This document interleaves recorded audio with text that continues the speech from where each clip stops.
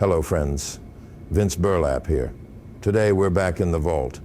That amazing place is in the basement of the Peterson Car Museum, where these special cars live, away from the riffraff and the common humans, like tourists and large families. These special cars are for the elite, you know, like you and me. And this is a very special car indeed, a Dodge Storm from 1953. It was built in Italy and was intended to compete against the Corvette. Fred Zetter, who was heading the project, failed to convince the nerdy and gutless Chrysler executives to build it. It seems Ford suits were not as terror-stricken and came up with the Thunderbird in 1955. Good old Fred kept that one unique model for himself and made sure it had his name on it. I mean, just imagine a car so rare it's named after you, turning everyone around you into a jealous and resentful mess.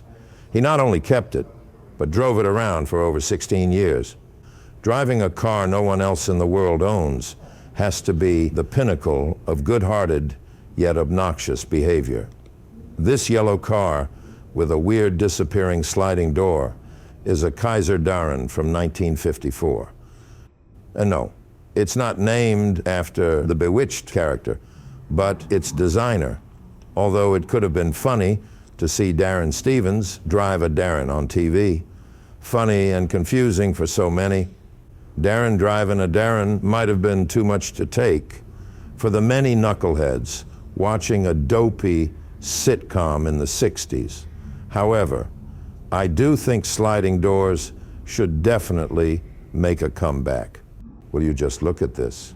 A gold-plated DeLorean has to be the ultimate automotive blasphemy and a one-way ticket to car hell. And yes, it was actually available for $85,000, but only through the exclusive American Express catalog, which I guess was the paragon of luxury for the grotesque crowd of moneybags back in 1980. These two weirdos have to be from some strange film I've never seen and don't ever want to see.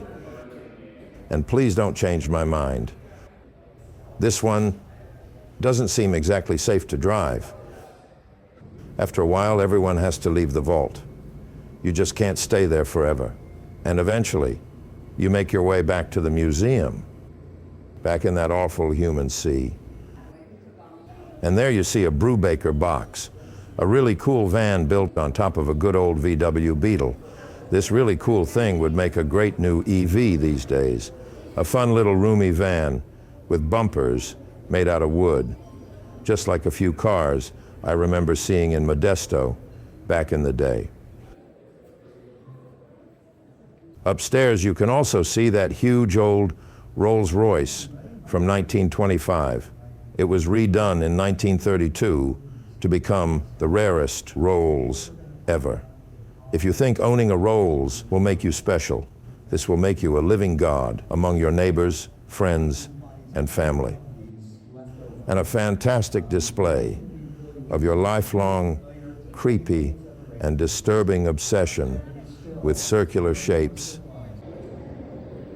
When it's time to say goodbye, make sure you stare at some of the wonderful paintings from the master himself, Sid Mead, predicting a future that is now a few years ago, a future that never came, and weep, and just weep.